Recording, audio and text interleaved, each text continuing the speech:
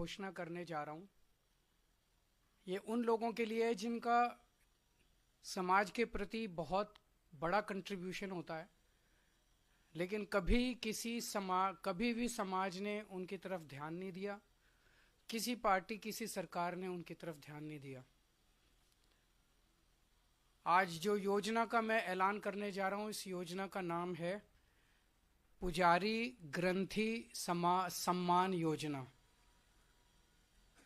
इस योजना के तहत मंदिरों में भगवान की पूजा करने वाले लोगों को पूजा करवाने वाले पुजारियों को और गुरुद्वारे में ग्रंथियों को हर महीने सम्मान राशि देने का प्रावधान है। हम जानते हैं कि किस तरह से एक पुजारी हमारे सुख दुख सब में काम आता है। हमारे घर में शादी हो, बच्चे का बर्थडे हो, कोई भी खुशी का मौका हो या कोई मौत हो जाए या कोई गम का मौका हो, हर वक्त पुजारी हमारे साथ होता है, हमारे को उसमें अपना कंट्रीब्यूशन करता है, भगवान की पूजा कराता है हमें। ये वो तबका है जिसने सदियों से हमारी परंपराओं, हमारे रीति रिवाजों, इसको पीढ़ी दर पीढ़ी, एक तरह से जो गुरु शिष्य परंपरा पीढ़ी दर पीढ़ी इसने आगे बढ़ाया है, हमारी संस्कारों को, हमारी रीति रिवाजों को, हमारे परंपराओं को। लेकिन इसने कभी भी अपने परिवार की तरफ ध्यान नहीं दिया और कभी भी हम लोगों ने इनकी तरफ ध्यान नहीं दिया। हम मंदिर जाते हैं, पूजा करते हैं, लेकिन कभी भी इनकी तरफ हमने ध्यान नहीं दिया। आज इस योजना के जरिए इसे मैं वेतन या तनख्वाह नहीं कहूंगा, एक तरह से इनका सम्मान करने के लिए इसकी घोषणा कर रहे हैं कि लगभग 18,000 रुपये महीना इनको सम्मान राशि दी जाएगी हमारी सरकार बनने पर। यह देश में पहली बार हो रहा है। आज तक कभी किसी पार्टी, किसी सरकार ने ऐसा नहीं किया। यह पहली बार हो रहा है।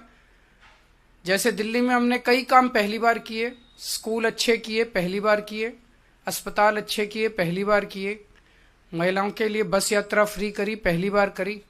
ऐसे ये पहली बार हो रहा है और मैं उम्मीद करता हूं कि भारतीय जनता पार्टी और कांग्रेस की सरकारें भी इससे सीख के अपने अपने राज्यों के अंदर पुजारियों और ग्रंथियों के सम्मान के लिए ऐसी योजनाएं लागू करेंगी। इस योजना का कल से रजिस्ट्रेशन चालू होगा।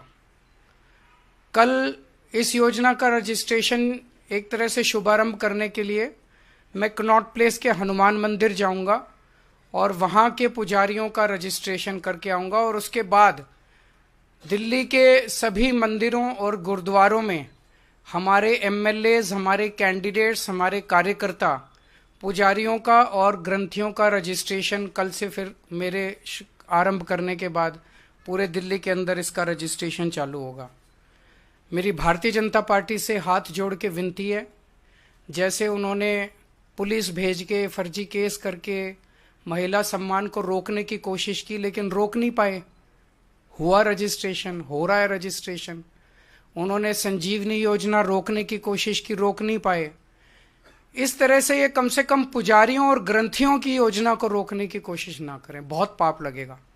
वैसे उन्होंने ऐसे ऐसे कर्म कर रखे हैं, पाप तो उनको लगेगा ही, लेकिन इससे और ज्यादा पाप लगेगा, भगवान भी नाराज होगा। एक तरह से पुजारी और ग्रंथी हमारे और भगवान के बीच में एक ब्रिज का काम करते हैं, सेतु का काम करते हैं, हमारी प्रार्थनाओं को भगवान तक पहुंचाते हैं। तो अगर आप पुजारियों को तंग करोगे, ग्रंथियों को परेशान करोगे, उनके पास पुलिस भेजोगे, तो जाहिर तौर पे उनके मन से बद्दुआ ही निकलेगी। अगर आपके कोई प्रश्न है तो। हाँ जी, हाँ जी,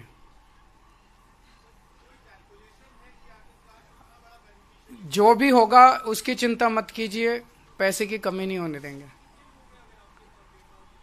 जब रजिस्ट्रेशन पूरा हो जाएगा तो बता देंगे कि कितने लोगों ने रजिस्टर किया।